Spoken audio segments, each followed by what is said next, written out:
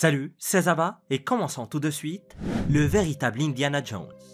Indiana Jones, ou le Dr Henry Walton Jones Jr., comme on l'appelle dans la franchise cinématographique, est librement inspiré de la vie d'un véritable paléontologue et explorateur, Roy Chapman Andrews.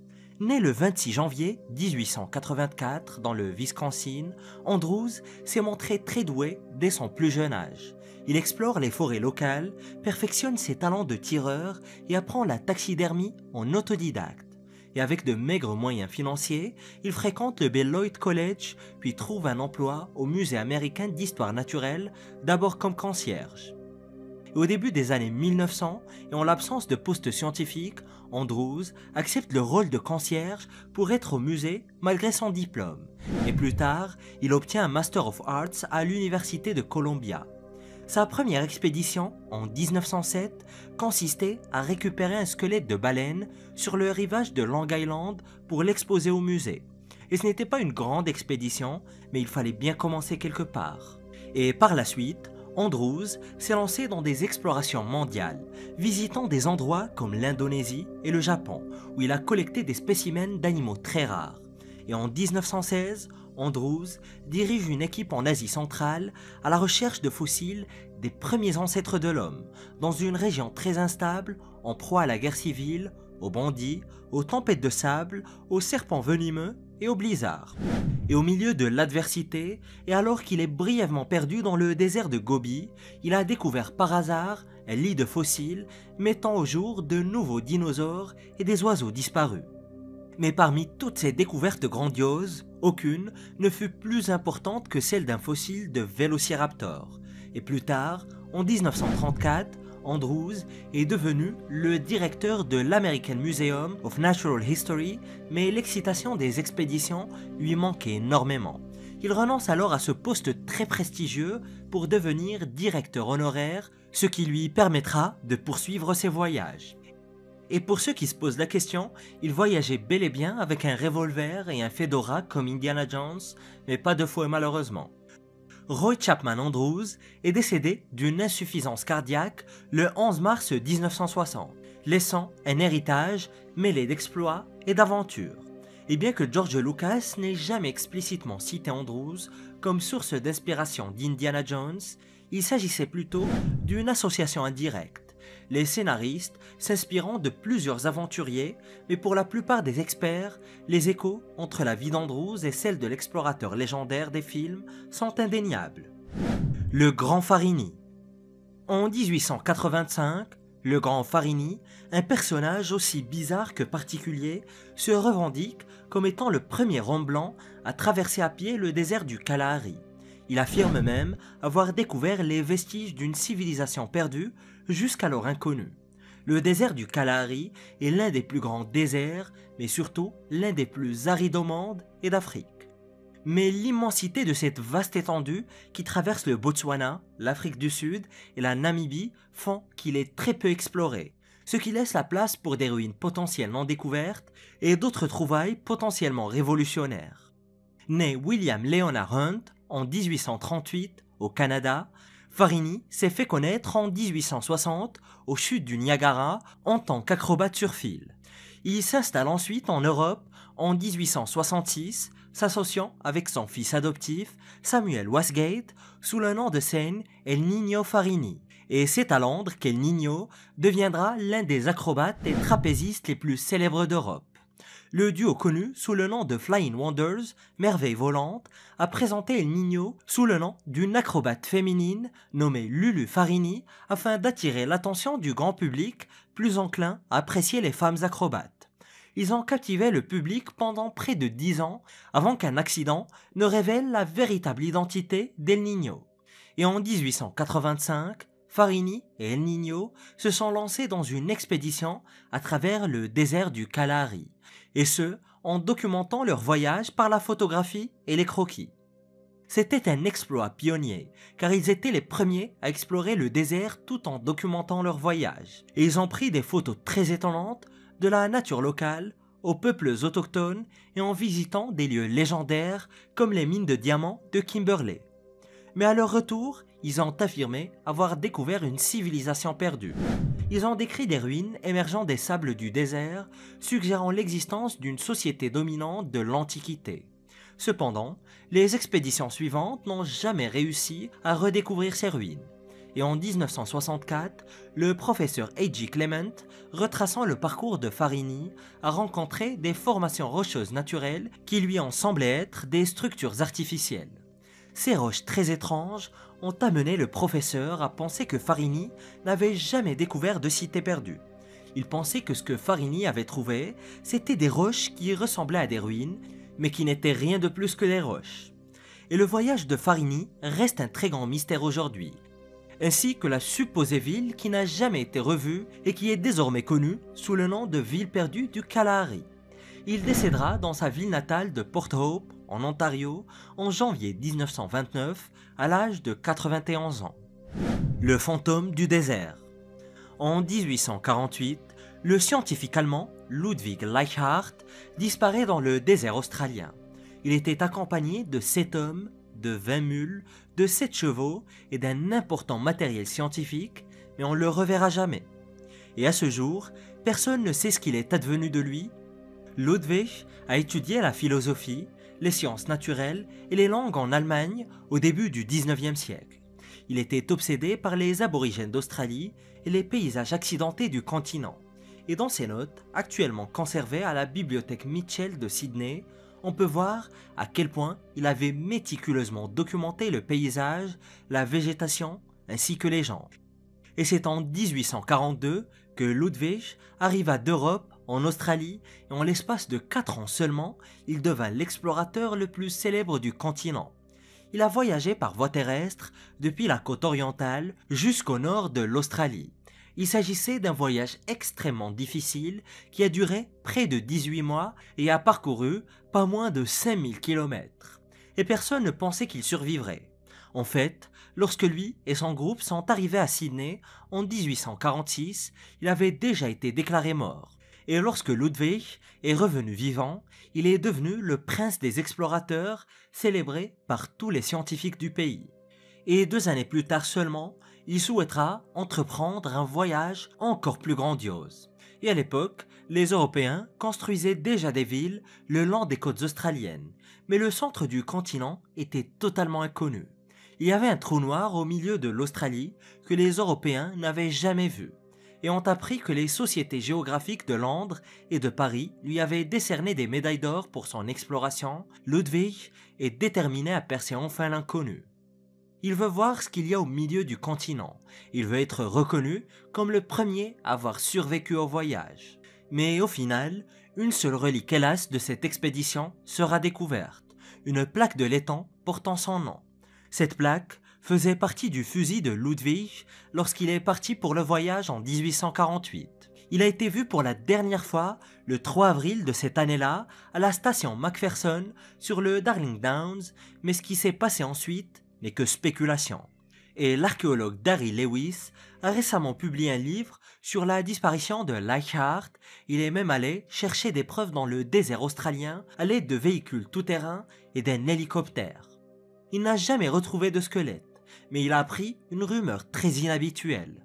20 ans après la disparition de Ludwig, de nouveaux explorateurs de la région auraient vu un vieil homme caucasien aux longs cheveux blancs et à la barbe hirsute.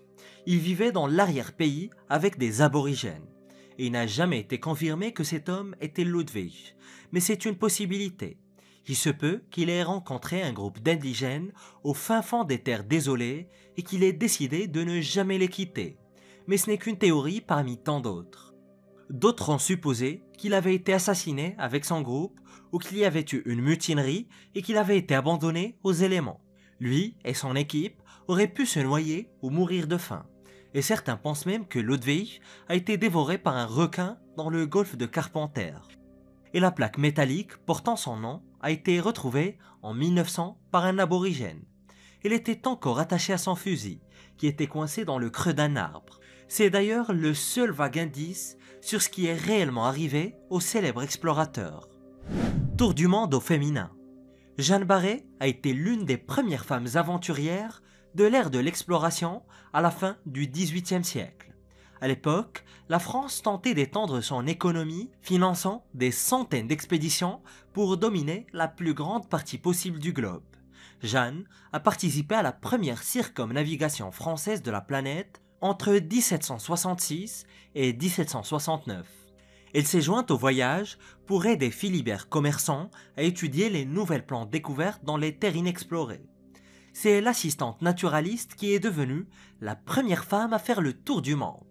Jeanne n'était pas seulement une assistante, c'était aussi une brillante scientifique. Née le 27 juillet 1740 dans une famille extrêmement pauvre, son père était un simple ouvrier. Jeanne grandit dans l'agriculture et les récoltes, et c'est là qu'elle apprend à connaître les plantes. Elle n'a jamais reçu d'éducation formelle, mais elle deviendra une herboriste locale qui en savait plus que la plupart des gens sur la médecine botanique. Et lorsqu'elle est arrivée au service de Philibert Commerçant, en tant que femme de ménage, elle a trouvé chaussure à son pied. Philibert est un scientifique qui étudie la médecine, la botanique et l'histoire naturelle, et il s'installe dans la région rurale de Jeanne pour collecter et étudier des échantillons de plantes. Il se lie d'amitié et Jeanne accepte de l'aider à la maison. Mais cependant, leur relation deviendra plus romantique après la mort de la femme de Philibert en 1762. Et en l'espace d'une année seulement, Jeanne a déjà donné naissance à l'enfant de Philibert hors mariage. Mais en raison de leur situation matrimoniale, l'enfant sera donné en adoption. Et le couple s'installera par la suite à Paris où Jeanne continue de travailler comme gouvernante et infirmière. Et en 1765, l'amiral français Louis-Antoine de Bougainville reçoit l'ordre de découvrir de nouveaux territoires et Philibert est invité à se joindre à l'expédition en tant que botaniste. Il accepte mais insiste pour que Jeanne le rejoigne en tant qu'assistante. Il s'agit d'ailleurs d'un événement très majeur car la marine française n'autorise pas les femmes à bord des navires. Pourtant, Philibert n'a pas voulu laisser Jeanne derrière lui, ce qui montre à quel point leur relation était devenue très forte, ou bien il ne voulait pas passer 3 ans seul, entouré d'hommes. Jeanne est obligée de s'habiller en garçon et de se déguiser à bord, et ils partent avec 2 navires, la Boudeuse et l'Étoile. Et de la France, ils se rendent en Amérique du Sud. Et en Uruguay, le botaniste recueille des échantillons de plantes très intéressants. Et lorsque Philibert tombe gravement malade au cours de leur excursion à terre, Jeanne doit reprendre sa part du travail. C'est ainsi que lors de l'escale au Brésil, c'est Jeanne qui découvrira une nouvelle variété de lianes fleuries qu'ils appelleront Bougainvillea. Ça vous dit quelque chose? L'expédition atteint Tahiti en 1767. Et c'est là que la véritable identité de Jeanne est découverte par l'équipage. Et les choses tournent très mal. L'équipage est furieux qu'une femme soit à bord, et Jeanne descend du bateau pour faire des recherches et est violemment attaquée. Et lorsque le bateau s'arrête en 1768 pour se réapprovisionner à l'île Maurice, Jeanne refuse de remonter à bord. En fait, elle et Philibert sont restés à l'île Maurice jusqu'à la mort de Philibert en 1773. Peu après, Jeanne épouse un soldat français nommé Jean du Bernat. Et une fois rentrée en France, au début de l'année 1775, le premier tour du monde féminin est achevé. Marco Polo. Marco Polo reste l'un des plus grands aventuriers de tous les temps. Marchand vénitien, originaire d'Italie, il s'est rendu en Chine à la fin du XIIIe siècle et a décrit ses propres aventures dans son livre du mieux qu'il le pouvait. Il a décrit en grand détail les 17 années qu'il a passées à la cour de Kubilai Khan, le petit-fils de Gengis Khan, premier empereur de Chine de la dynastie Yuan. Et Marco Polo a d'ailleurs été le premier à rapporter une vision de l'Asie à l'Europe. Il s'est rendu en Chine et a rencontré les chefs des Mongols en 1275. Il n'était pas seul et il était accompagné de son père et de son oncle. Marco Polo n'avait que 17 ans lorsque son expédition a commencé en 1271. Et avec son père, Niccolo Polo, et son oncle, Matteo ou Maffeo Polo, il est parti avec un bon groupe de missionnaires. Mais ceux-ci ont rebroussé chemin en Arménie lorsque le voyage a commencé à devenir difficile. Les 3 Polos en revanche poursuivirent leur voyage par voie terrestre, en empruntant les chemins de la route de la soie. Et ils traversent les terres de Perse, dominées par les empires de Samarcande et du Turkestan, Mais le voyage est extrêmement rude. Ils ne dorment pas, tombent malades et les bandits sont omniprésents. Il leur a fallu 3 ans et demi de marche pour atteindre la capitale mongole de Chengdu. Et lorsqu'ils y parvinrent, Kubilai Khan s'intéressa tellement aux courageux explorateurs qu'il les accueillit généreusement à sa cour. Kubilai Khan était le souverain de toute la Chine et pas seulement le chef des Mongols. C'est son grand-père qui a étendu le territoire des Mongols de l'Asie centrale jusqu'aux côtes de la Corée au XIIe siècle. Kubilai Khan était un fervent défenseur de la culture et de l'apprentissage. Il se considérait comme un bouddhiste, mais autorisait toutes les religions à être pratiquées dans son royaume. Il s'intéressait également au monde extérieur et était un fervent défenseur de la littérature. Marco Polo n'aurait pu rêver d'un meilleur hôte. Le Khan le nomma même envoyé permanent ou messager diplomatique. Et en tant qu'envoyé permanent du grand Khan, Marco Polo devint un double explorateur. Il est chargé de voyager jusqu'aux confins de l'Empire mongol afin de se familiariser avec les langues et les coutumes locales. Il revenait ensuite auprès de Kubilai Khan avec ses découvertes. Et Marco Polo a même été brièvement gouverneur de Yangzhou pendant 3 ans. Mais le problème, après avoir vécu avec les Mongols pendant près de 20 ans, c'est que le Khan ne voulait pas qu'il parte. Marco Polo, son père et son oncle ont dû trouver un plan pour s'échapper. Ils promirent d'escorter une princesse mongole jusqu'en Perse où elle devait épouser quelqu'un.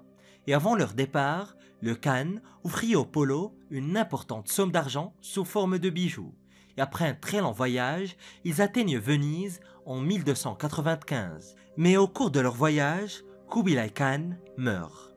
Les Polos étaient partis depuis 24 ans, si longtemps que personne ne croyait qu'ils étaient bien ceux qu'ils prétendaient être.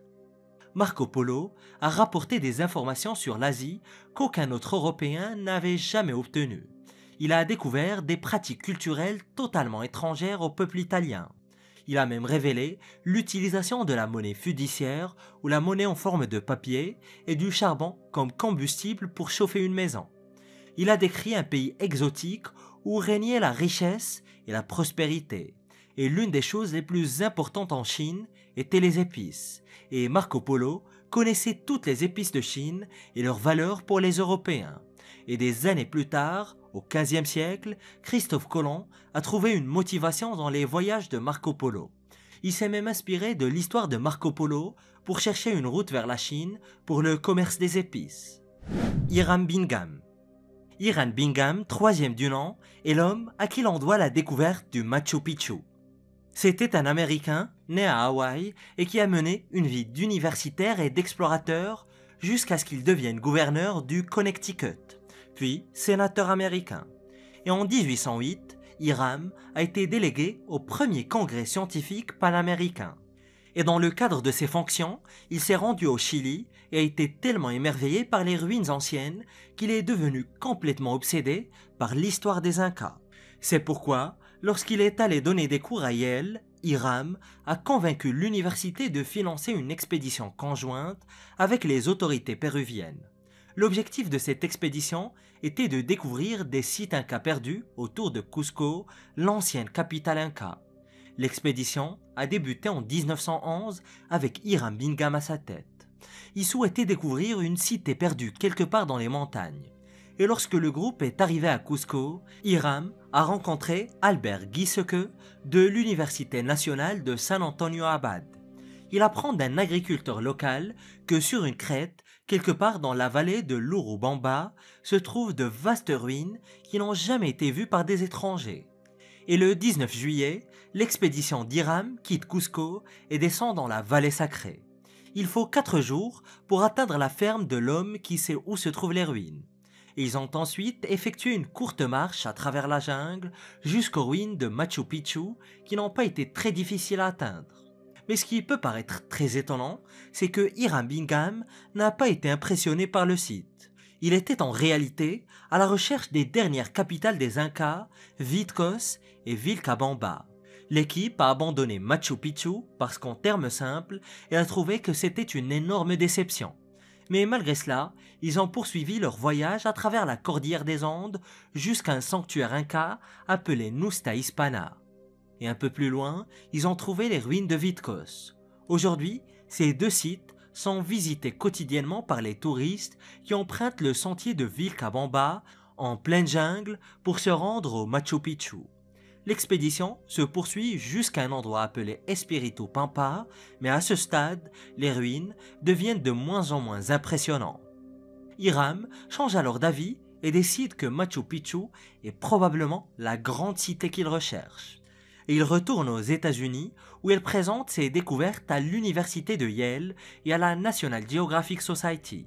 Et celle-ci l'aidèrent à organiser 3 autres missions de fouilles et d'exploration du site. Et au cours des expéditions menées entre 1912 et 1915, environ 40 000 objets ont été retirés du Machu Picchu. Tout a été acheté, des céramiques aux momies, et ce n'est qu'en 2007 que de nombreux objets ont été restitués au Pérou par l'université de Yale. Bingham a même publié un livre intitulé Lost Cities of the Incas, ou les cités perdues des Incas. Et en 1948, le Pérou a même donné son nom à un train de luxe qui emmène les visiteurs de Cusco à la ville de Machu Picchu. Et bien que les fermiers de la région aient eu connaissance des ruines bien avant l'arrivée des Américains, Hiram a été le premier véritable archéologue à s'intéresser de près à l'endroit ainsi que d'y effectuer des fouilles. Et des plongeurs ont fait une découverte sous-marine terrifiante au fond de la mer des Caraïbes. Découvre-la en cliquant sur cette vidéo.